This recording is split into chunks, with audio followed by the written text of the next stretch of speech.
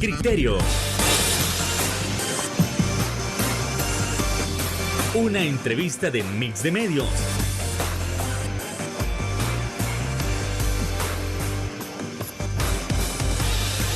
Que aborda frontalmente los problemas de El Salvador con los verdaderos protagonistas y plantea soluciones.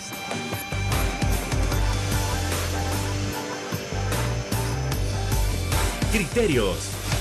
Hola, ¿qué tal? Muy buenas noches, sean todos y cada uno de ustedes bienvenidos a una nueva emisión aquí en Criterios, en ese 1 de febrero. Qué gusto que usted puede estar con nosotros en este inicio de mes para poder dialogar sobre esos temas tan importantes que, como siempre, acontecen a nivel nacional.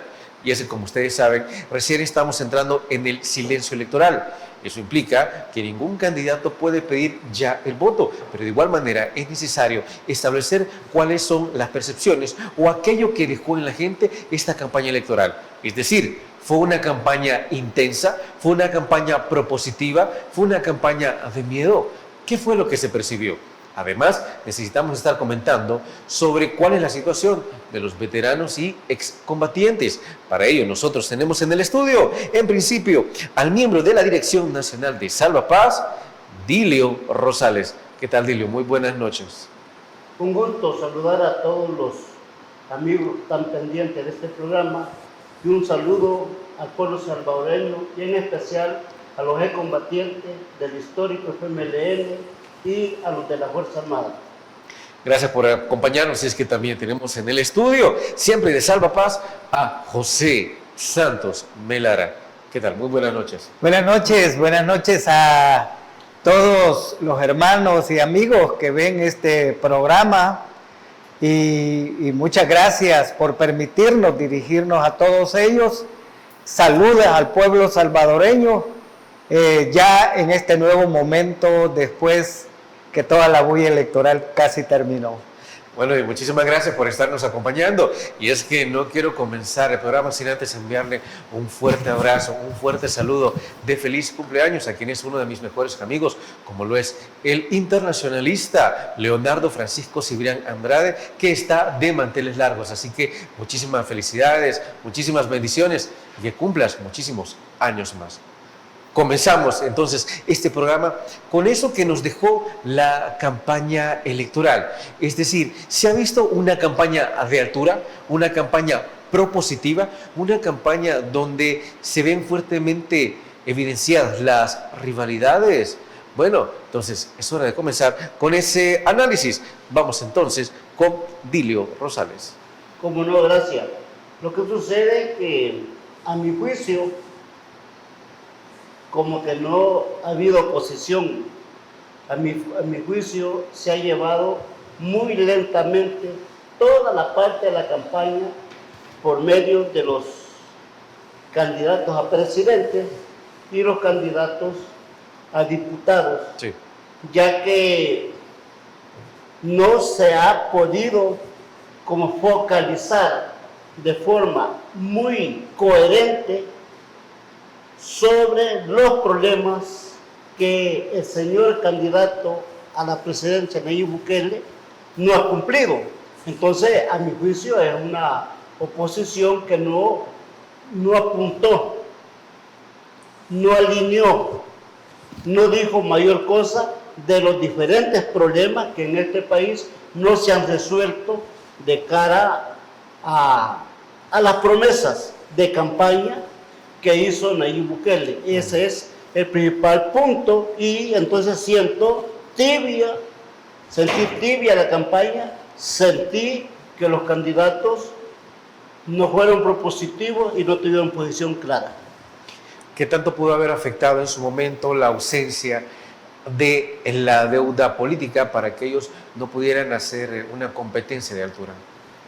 Exacto.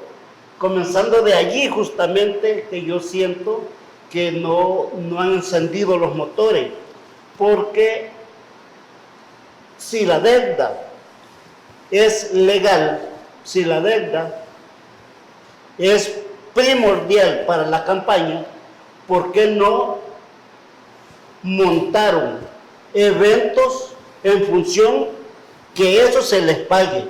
Pero no han dicho mayor cosa. Entonces, esa es la parte que todos los partidos afectados debían de haber hecho clip, unión sobre a pedir esa parte. Entonces, eso se ha visto reflejada parte, y la otra parte es que los candidatos están dormidos. ¿Será que no tienen claro? ¿Será que le tienen temor al candidato a la presidencia? ¿Será que no quieren decir sus cosas? ¿O qué es lo que está pasando? En el interior hay algo que está pasando. O sienten que el candidato a la presidencia tiene el control y quiere y consideran ellos que no hay manera de cómo decir lo contrario. Entonces puede ser temor, principalmente puede ser temor, porque está viva y vigente la parte esta de la que yo creí que se iba a quitar el estado de excepción a este tiempo ya. Ahí está. Entonces puede ser que eso les haya perjudicado en gran medida, pero yo entiendo que ellos son candidatos. Ellos están en todo el deber de aclarar y focalizar lo bueno y lo malo. José Melara, también su percepción sobre lo que ha sido esta campaña. ¿Comparte la misma visión que Edilio Rosales? Sí, nosotros compartimos la misma visión y yo solo complementaría algunos elementos.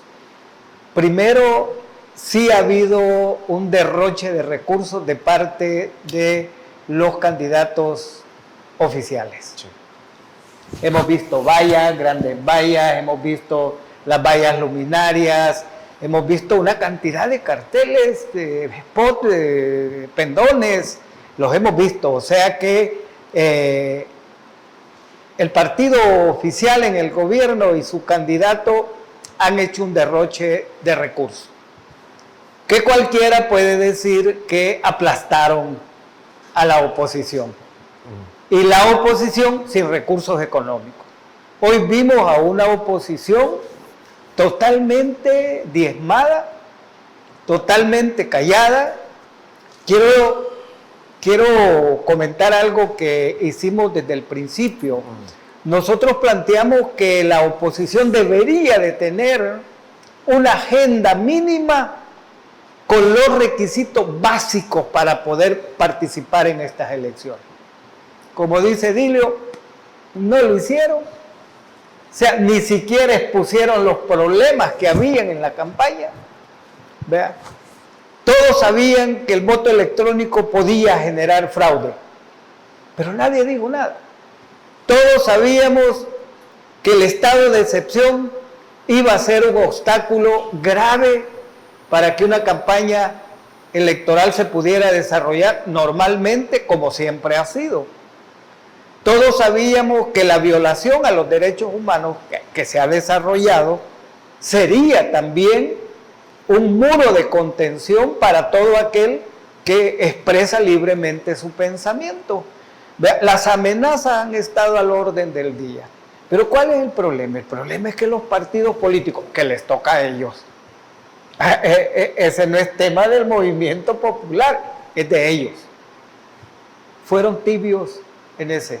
Ni siquiera pelearon por la deuda política. Yo no sé por qué, pues, si algunos dicen que la deuda llega hasta $1,500,000. Yo no sé si es cierto, pero dicen que hasta ahí llega.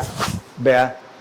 Y entonces se enfrentaron a una competencia con desventaja en el tema de recursos económicos, recursos materiales, recursos técnicos, porque yo de algo sí no me da ninguna limitante para poder decir que el Estado sí puso todos los recursos en función del partido oficial y su candidato.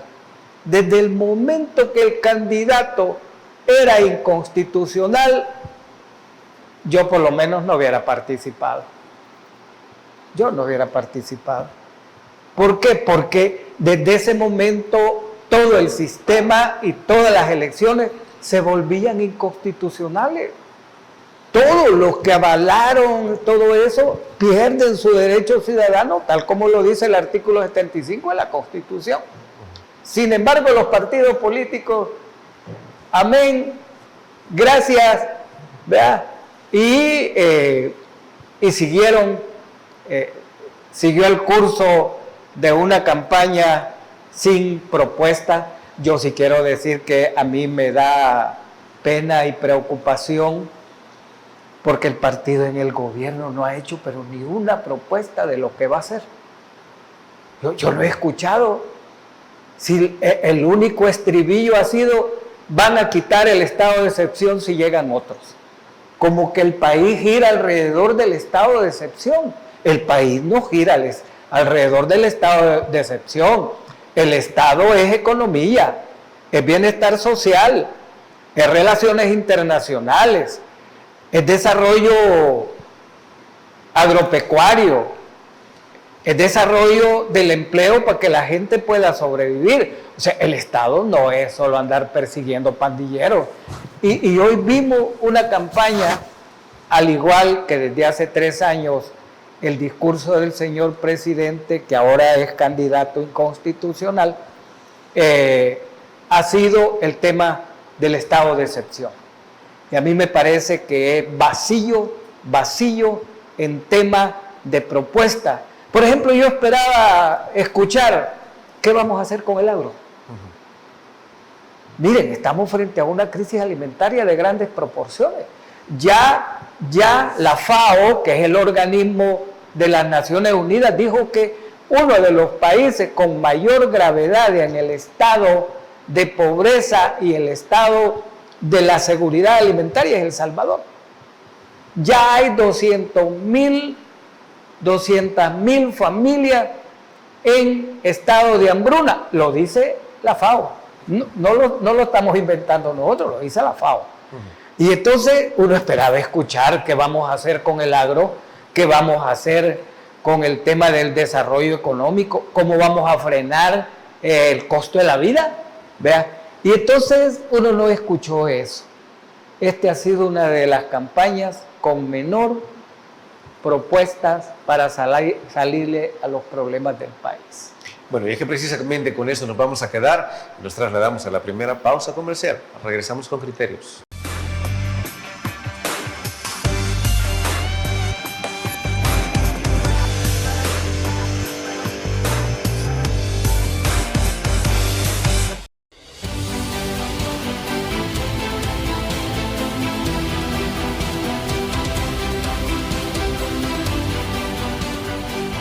Nuestro compromiso, nuestra pasión, son algunas de las cosas que nos caracterizan como salvadoreños. Farmacia La Buena, la farmacia de todos.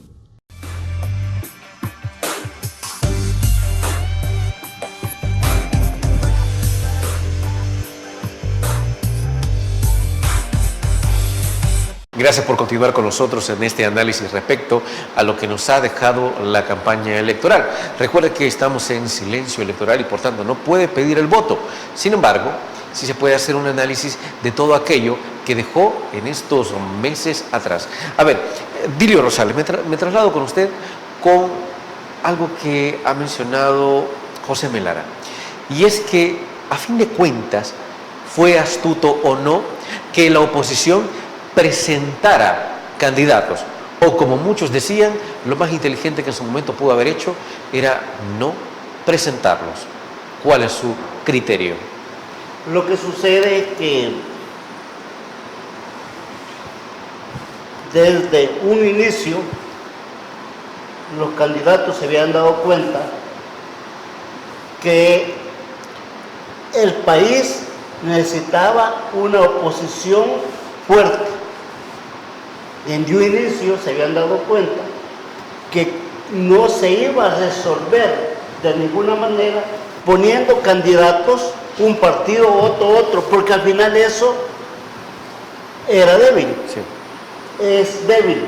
Y por toda la magnitud de la propaganda que ha desarrollado Nayib Bukele ante los medios de comunicación nacional e internacional, tenían que estar claros que iban a enfrentar a un candidato fuerte, pero no lo iban a hacer de forma dividida, tal como se vio en toda esta campaña.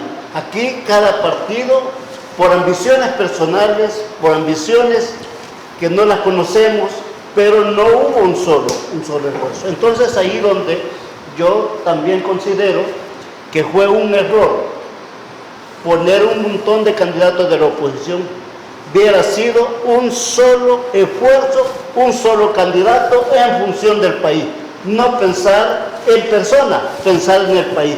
Y una buena campaña planificada con su plan operativo.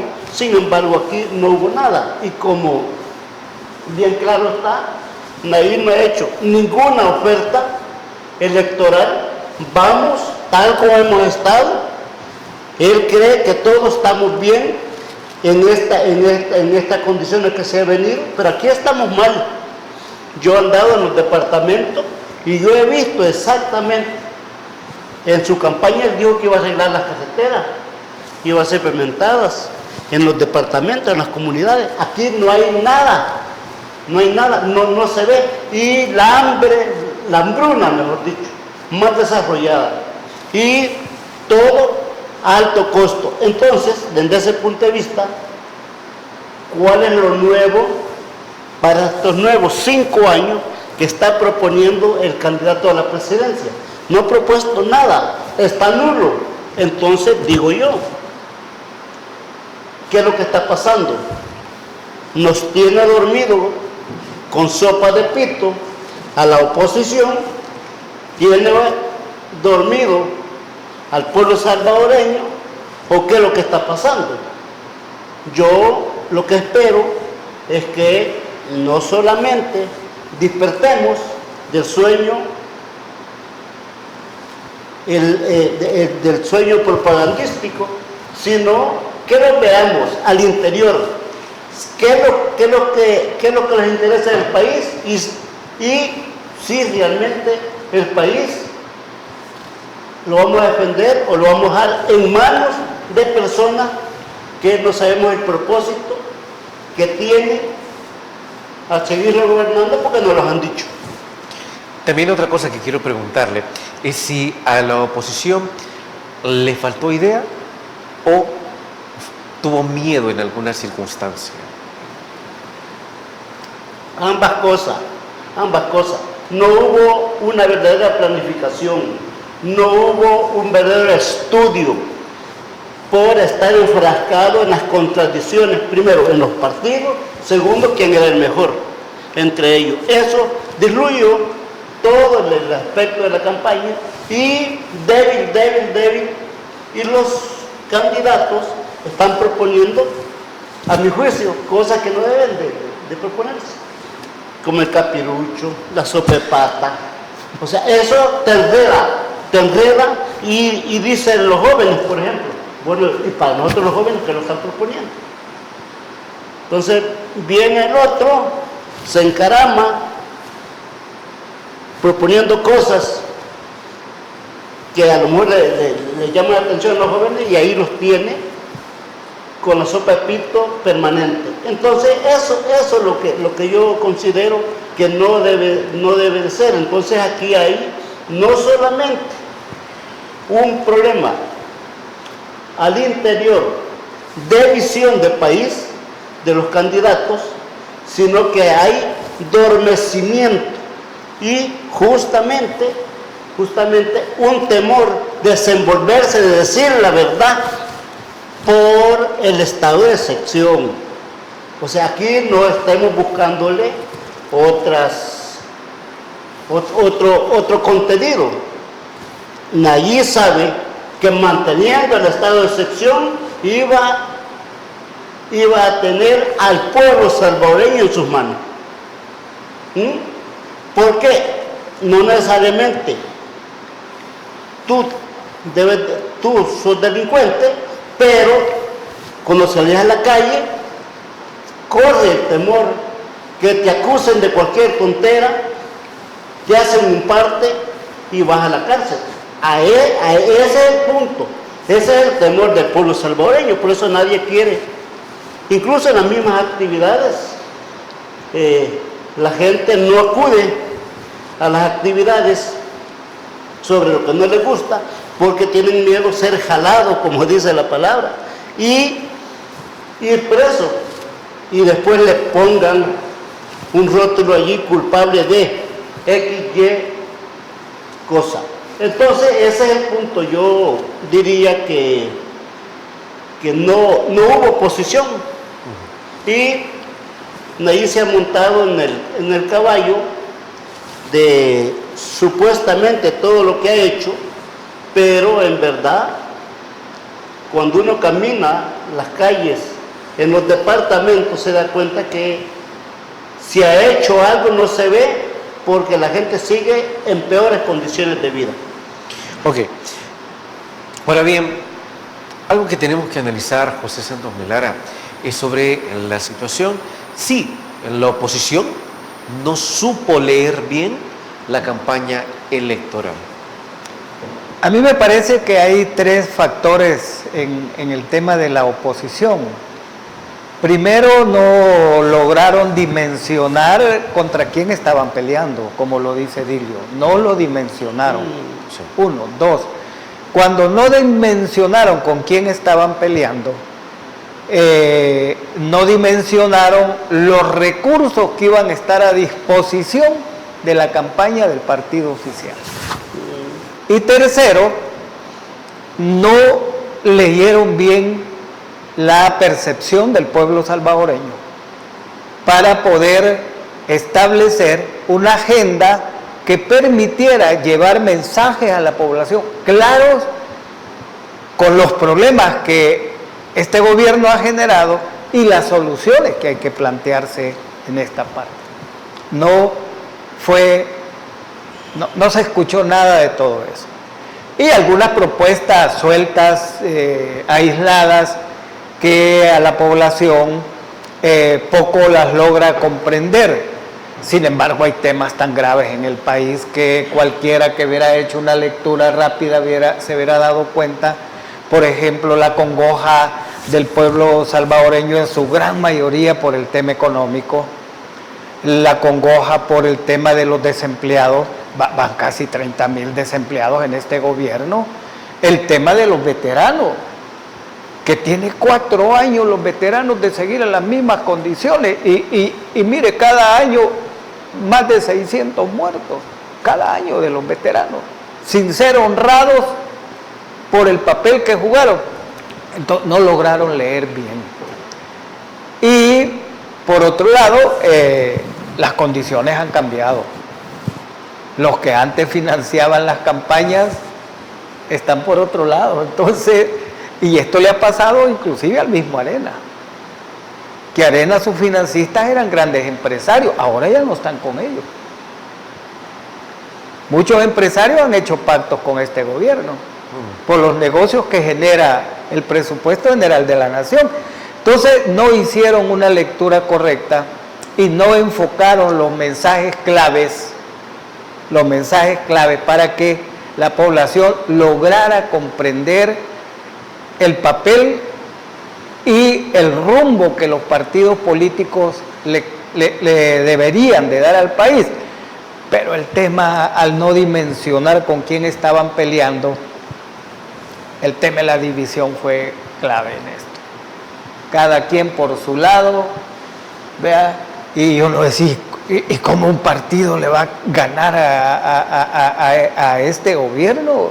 Si es el gobierno en contra de los partidos. Discúlpenme que lo diga, pero esa es la realidad. Ha sido el Estado en contra de los partidos políticos. Vea. Bueno, vámonos a una segunda pausa comercial.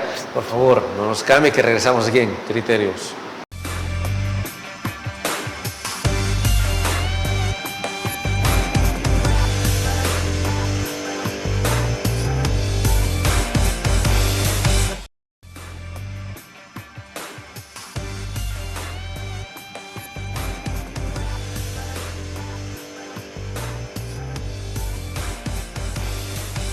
Muchísimas gracias por continuar con nosotros en este análisis de lo que se ha aprendido o los errores de la campaña electoral. Otra situación también de analizar es la situación con los veteranos y excombatientes, es decir, qué tan satisfechos están con la actual administración. Por favor, José Melara. Bueno, primero yo diría en términos generales que hay un descontento bastante mayoritario en los 123.527 veteranos registrados en el Instituto Administrador de Beneficios y Prestaciones Sociales. Hay un tremendo descontento. Y este descontento está centrado en cuatro cosas. Cuatro cosas que están establecidas en la ley. Esto es importante. Nosotros nunca hablamos aspectos que no estén regulados. Primero, durante toda la administración de este gobierno no se pagó la indemnización, muy a pesar que en la ley es el primer beneficio, la indemnización. Los veteranos tienen derecho, dice la ley, a $3,000 de indemnización por haber participado en el conflicto armado. Punto. El segundo beneficio es el tema de la pensión. La ley dice que tiene derecho a una pensión hasta $300, pero 4 años y medio y el veterano sigue recibiendo $100. A estas alturas deberían de estar los $300. Vea, el segundo aspecto. Tercer aspecto, el tema tierra. El 95% de la población de veteranos y excombatientes son pequeños productores agrícolas. Los programas de reinserción que se desarrollaron al finalizar la guerra solo resolvió el problema del 30% y quedó un 70% sin resolver el tema de tierra. Entonces hay una gran demanda del tema de tierra y hasta ahora no se ha entregado ni siquiera un terroncito de tierra para cada combatiente y veterano. O sea, este beneficio es de los más sentidos en el campo porque la gente está preocupada que se va a morir y no le va a dejar un medio de trabajo a su familia, porque sigue siendo pobre y ahora quizás más pobre. El cuarto aspecto que tiene que ver con el problema de la insatisfacción es que todavía hay alrededor de 60,000 veteranos y excombatientes fuera del sistema. Y hay una cerrazón de no dejar meter a nadie. Vea. Y hay un quinto aspecto que es el tema de los lisiados. Les quitaron la ley de lisiados que tenía 33 años de haberse aprobado y que ahora de golpe y plumazo el año pasado se lo volaron y hay una serie de beneficios que se han perdido. ¿Por qué se derogó esa ley? Pues de eso nunca nos dieron una explicación, sino que amanecimos el 23 de diciembre del 2022 en la última plenaria con dispensa de trámite, la eliminación de la ley del fondo de lisiado y la reforma a la ley de veteranos. Pasaron todas las responsabilidades de la ley de lisiado a la ley de veteranos. Ya en la reforma habían beneficios que ya no iban. Yo escuché en un comentario suelto que el problema es que había demasiada corrupción en el instituto, en el FOPROLIN, y que había que solucionarlo de tajo. ¿Pero solucionarlo era derogar la ley o quitar a las personas que estaban haciendo mal? Ya esa es la interpretación nuestra. Nosotros creemos que hay una tendencia en el gobierno a concentrar poder. Y entre más junta las instancias que han jugado un papel importante en la descentralización de la gestión pública, vean, ellos tratan de juntar para poder tener más control. Y el mayor control no es de las actividades que se hacen, no, es económico. Es económico. Y yo quiero decir en esto, por ejemplo, el presupuesto del Fondo de Lisiados en los últimos años antes de ser derogado oscilaba entre 56 y 58 millones de dólares. Hoy este año, 48 millones. 10 millones menos de lo que tradicionalmente era el presupuesto de los lisiados. Entonces uno dice, ¿y esto qué es? ¿A quién es que iban a combatir? Despidieron a 244 personas que trabajaban ahí y solo se han contratado 100, o sea que hay 144 que se la volaron. Entonces, todo esto hace una insatisfacción muy fuerte, muy a pesar que a esto se suma las promesas que hizo el señor presidente cuando andaba en campaña electoral en el 2018 y 2019. Hizo promesas muy puntuales, como por ejemplo la construcción de un hospital especializado para los veteranos y los excombatientes.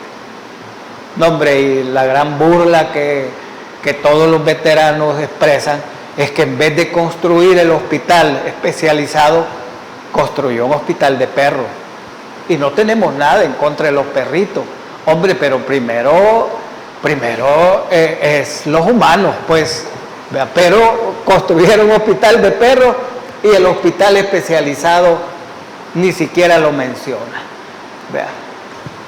10,000 becas anuales, 10,000 viviendas anuales, y mire, eso da lástima, esos beneficios hoy por hoy en el instituto. Y nosotros tenemos el temor, y lo voy a decir con mucha franqueza, porque así es, tenemos el temor que si llega a ganar de nuevo el oficialismo, eliminen al Instituto de Veteranos y Excombatientes y construyan algo diferente. ¿Por qué?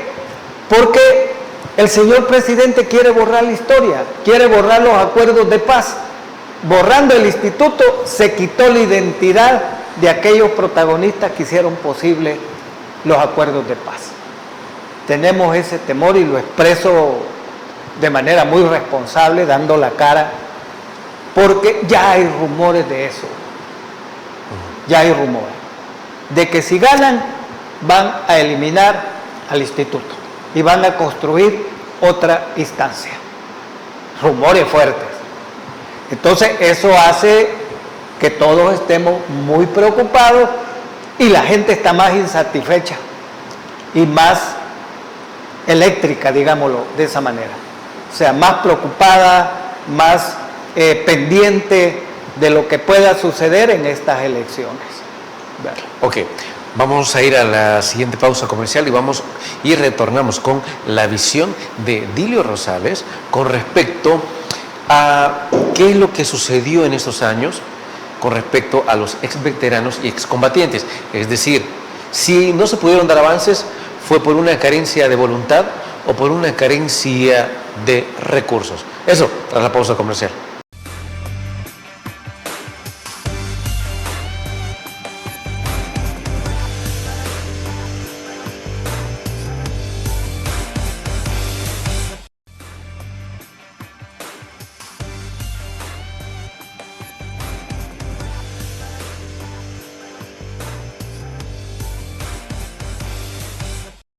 Gracias por continuar con nosotros en este análisis de no solo lo que ha sido la campaña electoral y los aprendizajes o errores que se han podido notar, sino también algunas de las insatisfacciones, como por ejemplo de parte de los veteranos y excombatientes. A ver, Dilio Rosales, en este caso, como se ha comentado, lo que no se ha cumplido para los veteranos y excombatientes ha sido, ¿por qué razón? ¿Por una carencia de voluntad o por una falta de recursos? Por favor. El problema aquí es que nosotros creímos en el 2018 firmamos con él un convenio de entendimiento, Sí. donde él no ha cumplido nada de todo eso. y los vio a los excombatientes y veteranos, los vio como mercancía, los vio como objeto, los vio que se podían manipular. Y justamente hay tantos problemas en el sector. Por ejemplo, cuando hablamos con él, se le planteó el problema de la tierra, el problema del censo nacional. Hay un problema de censo y insatisfechos aparte.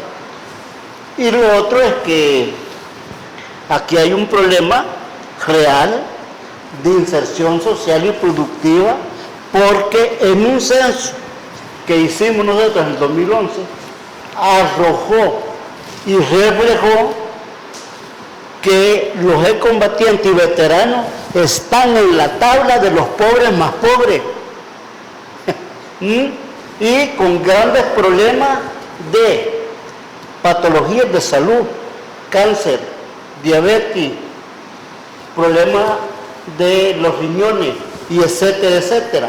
Justamente en ese documento que firmamos con él iba un hospital especializado.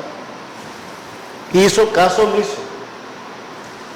Iba que se les diera tierra a las personas que no tenían, porque las tierras fue que originó la guerra. Parte del problema de la guerra fue por las tierras.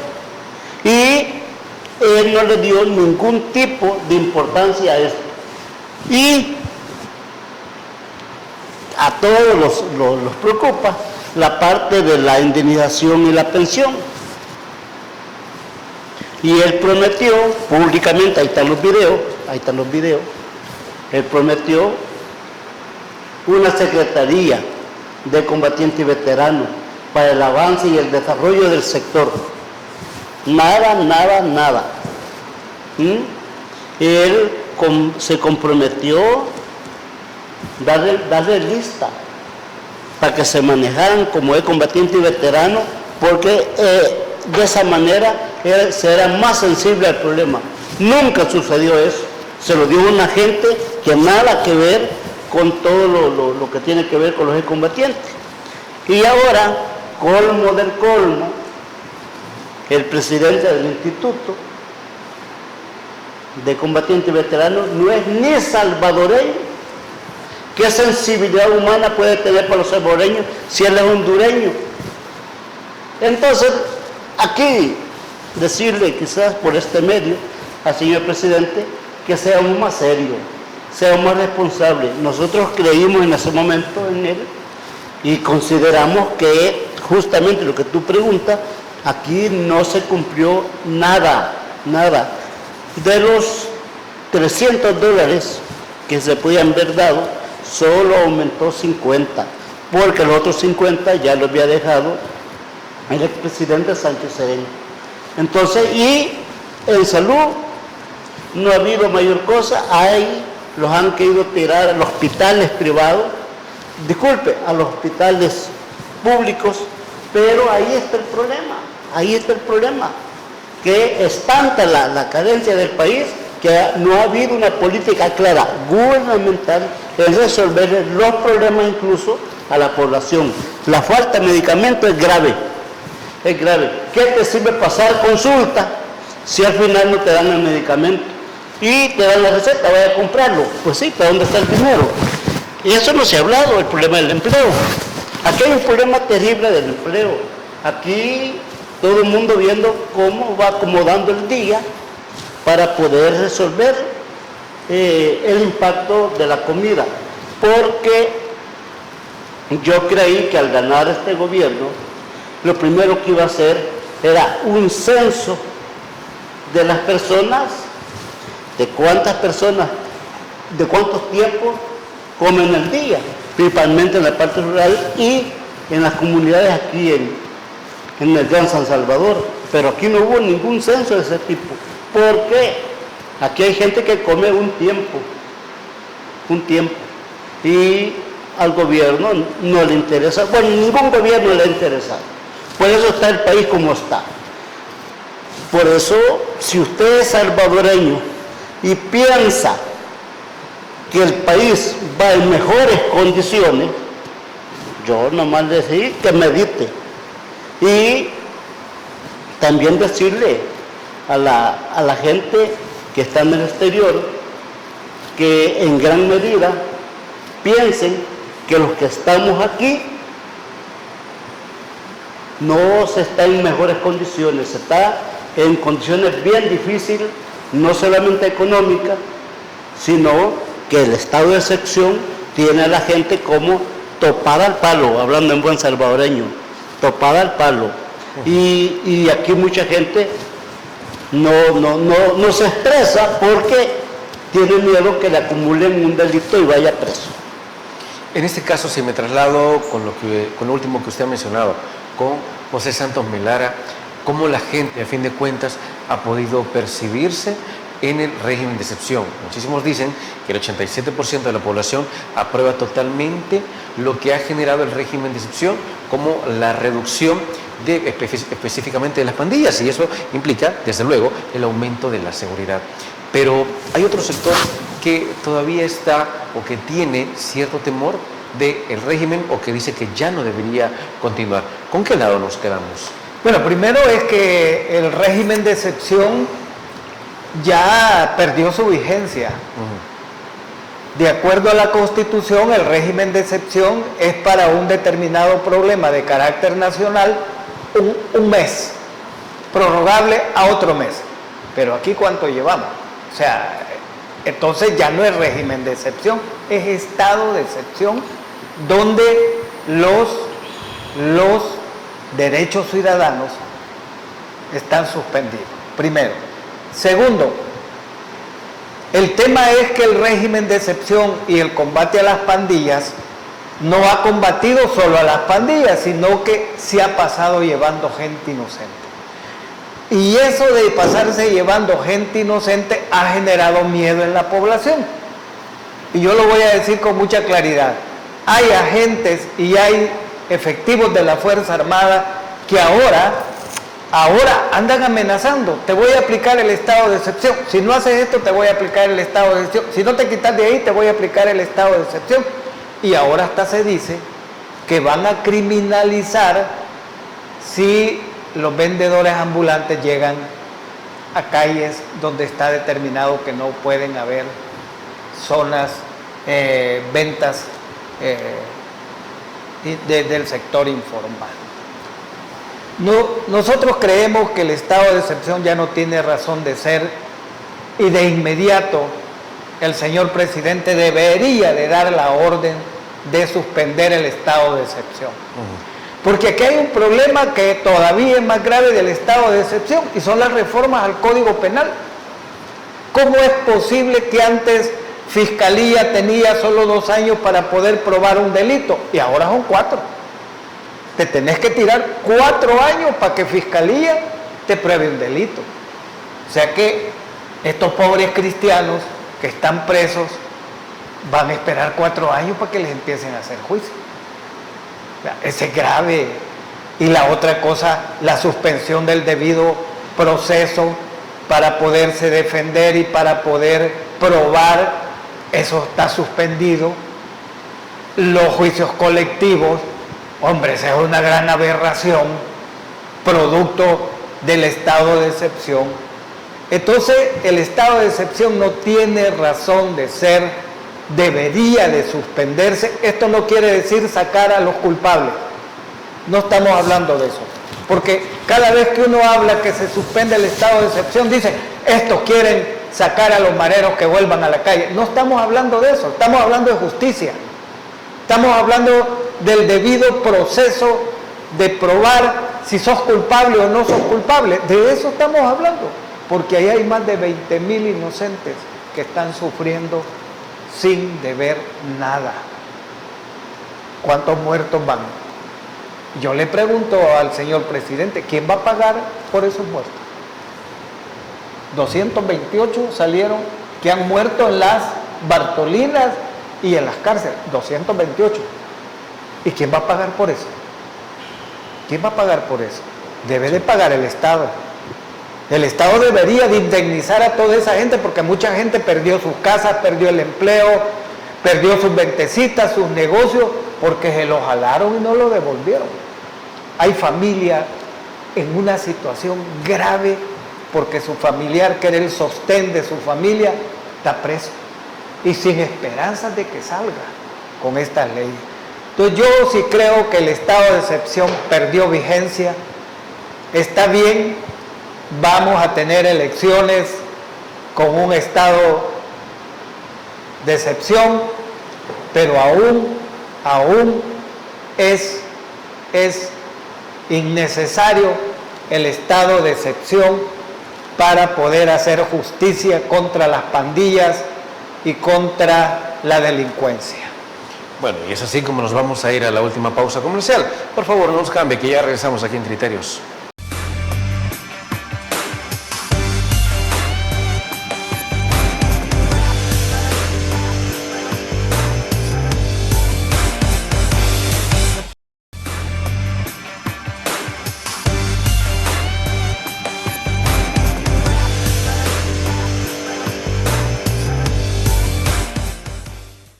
A fin de cuentas, ¿cómo se sentirá la gente, dado que para el día domingo se llegará con el régimen de excepción?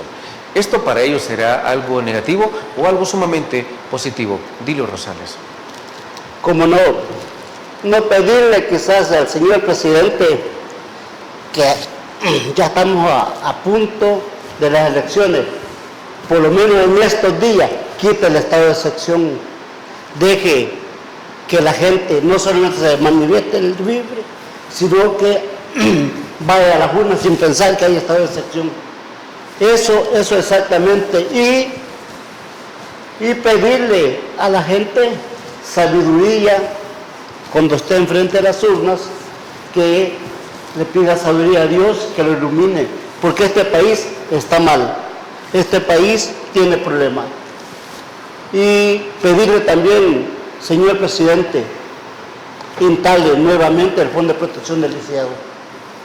Regrese el aguinaldo lo más pronto posible para los 20,000 combatientes lisiados de guerra que no se le dio hoy en diciembre. Y eso se ha ido dando por 13 años. ¿Por qué usted lo quitó el último año? Seamos coherentes y pedirle al pueblo salvadoreño mucha responsabilidad, y pedirle al pueblo salvadoreño que no nos conformemos como estamos, pedirle que salgamos siempre a buscar nuestros derechos que nos convienen. Gracias y que Dios les bendiga. Bueno, es que precisamente hemos llegado al final del programa, pero no queremos irnos sin antes agradecerles a nuestros invitados. José Santos Melaras.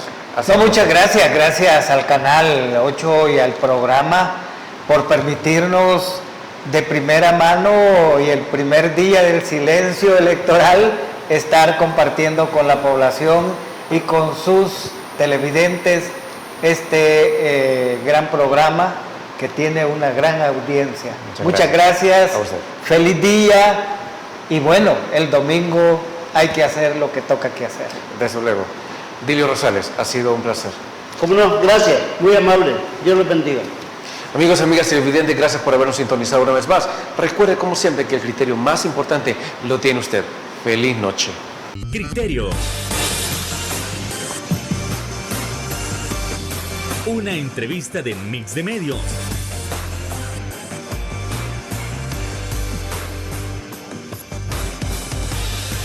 Que aborda frontalmente los problemas de El Salvador con los verdaderos protagonistas y plantea soluciones.